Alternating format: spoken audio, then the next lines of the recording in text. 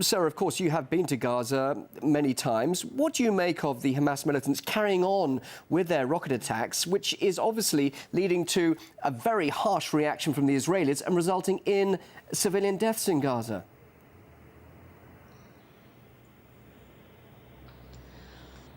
It's really a game changer and very significant that for the first time Hamas or from Gaza attacks have come because Israel is used to and has for 6 decades again and again hit the Palestinians with impunity when they were totally and entirely defenseless and bombed again and again.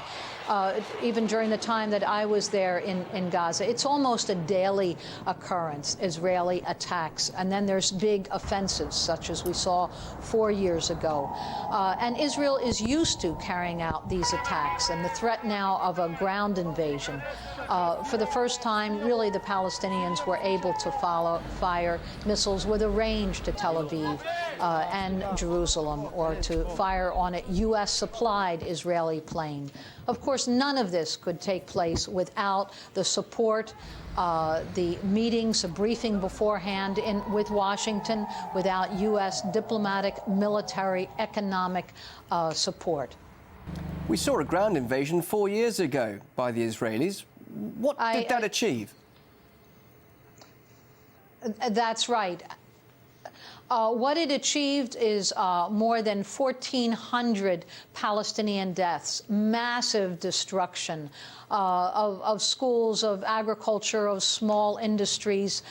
It was really of use of white phosphorus, of all sorts of prohibited weapons were used. So this is a severe threat and an important time for people of the whole world to respond to Israeli terror, which has become so ordinary that it becomes acceptable, and it should never, never be acceptable. What Israel has done to the Palestinian people from the very beginning, from the theft of the land and the resources to what is going on today against a democratically elected government in Gaza, which is the government of Hamas. Every Israeli threat is itself a violation and a war crime and should be denounced and opposed in the strongest way.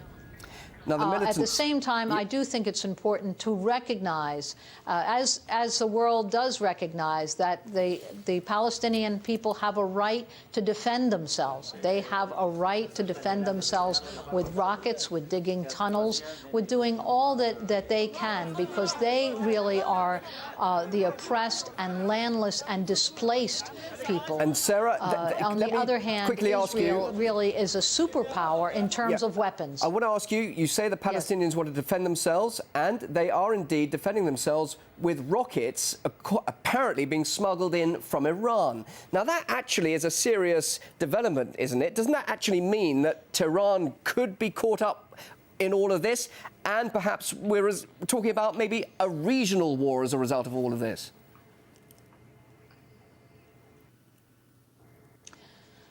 I think that the Israeli offensive, the Israeli attack, really does threaten wider war.